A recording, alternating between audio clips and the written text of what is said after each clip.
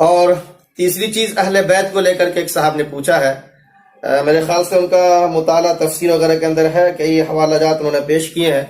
اور میں خود نہیں سمجھ پایا کہ وہ کس نتیجے پر پہنچے ہیں۔ البتہ وہ یہ پوچھ رہے ہیں کہ اہل بیت کے اندر کیا ازواج نبی بھی شامل ہوں گی؟ قرآن کا ظاہر استدلال تو یہی کہتا ہے۔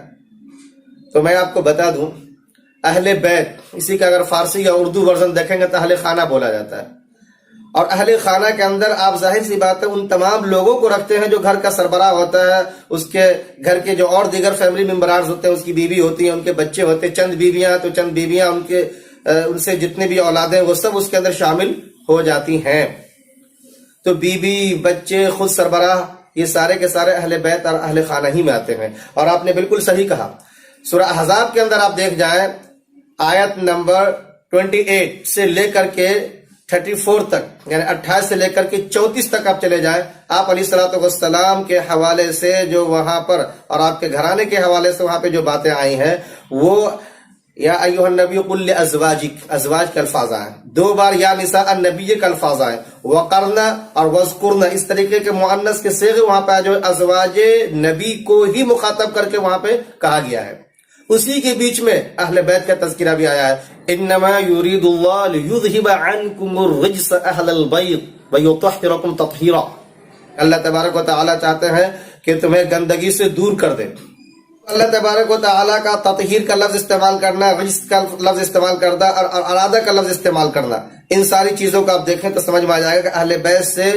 آگے اور پیچھے سیاق و سباق جو کانٹیکسٹ وہاں پر ہے اس کی روشنی میں کون ہو سکتے ہیں۔ اس کے بعد اب حدیث میں آ جاتا ہے، حدیث کے اندر آقا صلی اللہ علیہ وسلم نے ایک چادر منگوائی ہے، چادر کے اندر حضرت علی، حضرت فاطمہ، ان کی حسن حسین جو اولاد ہیں ان کو شامل فرمایا، اور آپ نے کہا کہ اے اللہ یہ میرے اہل بیت ہیں، ان کو بھی تو گندگی سے دور رکھ، ان کو بھی ہر طرح سے پاک و صاف کر دے۔ تمام احادیث کو اور آیات کو آپ رکھیں گے سامنے میں تو پتہ یہ چلے گا کہ دونوں شامل ہیں۔ غلو کرتے ہیں لوگ جو اہل بیت کے اندر ازواج کو شامل کرتے ہیں تو اولاد کو وہاں سے ایکسکلوڈ کر دیتے ہیں، خارج کر دیتے ہیں، غلط۔ اور جو لوگ صرف اولاد کو اس دائرے میں رکھتے ہیں اور ازواج اور بیویوں کو خارج کر دیتے ہیں، وہ انتہائی غلط، وہ بھی قرآن کے بالکل سراسر خلاف جاتا ہے۔ تو ان کو آپ ذرا سا قرآن اور حدیث جو میں پیش کر رہا ہوں اس کی روشنی میں دیکھیں تو یہ دونوں کو دونوں اس فریم کے اندر آتے ہیں اور یہ اہل بیت کہلاتے ہیں۔ اسی کے ساتھ انہوں نے اگلا سوال یہ رکھا کہ ہمارے جو شیعہ دوست ہیں وہ ایسا سمجھتے ہیں کہ اہل بیت کو باضابطہ اللہ تبارک تعالیٰ نے ہر طرح کی گندگی سے پاک صاف کر دیا ہے، کوئی خطا کوئی گناہ ان کے دامن میں نہیں ہے، وہ بالکل معصوم ہے مثل انبیاء۔ یہ بات بالکل غلط، مثل انبیاء آپ معصوم قرار دیں گے صرف اس بنیاد پر کہ اللہ تبارک و تعالیٰ نے کہا ہے کہ تمہیں پاک و صاف کر دیا گندگی سے۔ یہاں پہ آپ کو یہ کہنا چاہوں گا کہ آپ لفظ ارادہ کو دیکھنے کی کوشش کیجئے کہ یرید اللہ ان یطہرکم کا الفاظ وہاں پہ جو آیا ہے کہ اللہ چاہتے ہیں، یرید اللہ چاہتے ہیں اور تمہیں پاک و صاف کر دیں، تو اس کے آگے پیچھے کئی سارے مطالبات ہیں کہ یہ کام کرنے ہیں، یہ کام نہیں کرنے ہیں، اس کی بنیاد پر اللہ تبارک و تعالیٰ تمہیں پاک و صاف کر دے گا۔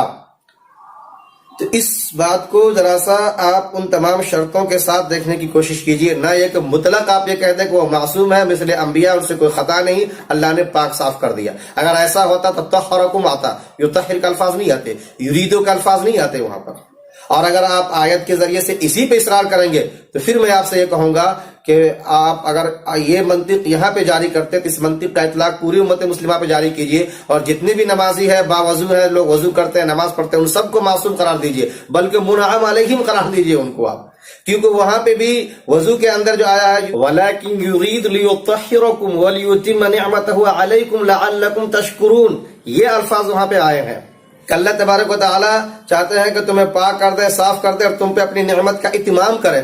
تو تطہیر کا الفاظ آئے ہیں، اتمام نعمت کا الفاظ وہاں پہ آئے ہیں۔ تو جس منطق سے آپ اس آیت کی روشنی میں مثل انبیاء معصوم قرار دیتے ہیں حضرت علی اور ان کے اولادوں کو، تو ظاہر سی بات ہے امت مسلمہ میں جو بھی باوضو ہیں، نمازی ہیں اور ہوں گے، ان تمام کو آپ مثل انبیاء معصوم قرار دیجئے، حالانکہ آپ نہیں دے سکتے۔ تو جس طریقے سے آپ یہاں پہ نہیں دے سکتے، یہی اسلوب وہی لہجہ وہاں پہ بھی ہے، وہاں پہ بھی آپ اس بات کو خیال رکھنے کی کوشش کیجئے۔ تو یہ چند مسائل تھے، بہرحال ان کو ہم سب سمجھ لیں، قرآن کریم کو پھر سے دیکھنے کی کوشش کریں، احادیث کی روشنی میں جا کے دیکھنے کی کوشش کریں، اور یہ عشرہ پہلا چل رہا ہے، عاشورہ کا روزہ آتا ہے، اس کو رکھنے کا اہتمام کریں. اور میں نے کہا کہ یہ محترم مہینوں میں آتا ہے، اس کا حرمت، اس کا تقدس ہم سے تقاضا کرتا ہے کہ ہم حقوق اللہ اور حقوق العباد کا پورا خیال رکھیں، رب سے بھی وابستہ رہیں، اور رب کے بندوں کی بھی بہرحال دل جوئی کرتے رہیں، دل شکنی سے گریز کریں، حلال کمائی کا پورا اہتمام کریں، اور ہمیشہ اپنے آپ کو ایسا بنائے رکھنے کی کوشش کریں کہ 100 میں ہو یا تنہا میں ہو، اللہ ہمیں دیکھ رہا ہے، وہ ہمیں اپنے آپ کو اس لائق بنا کر رکھنا ہے کہ قبول کر لے. جزاک اللہ خیر، شکرا جزیلا.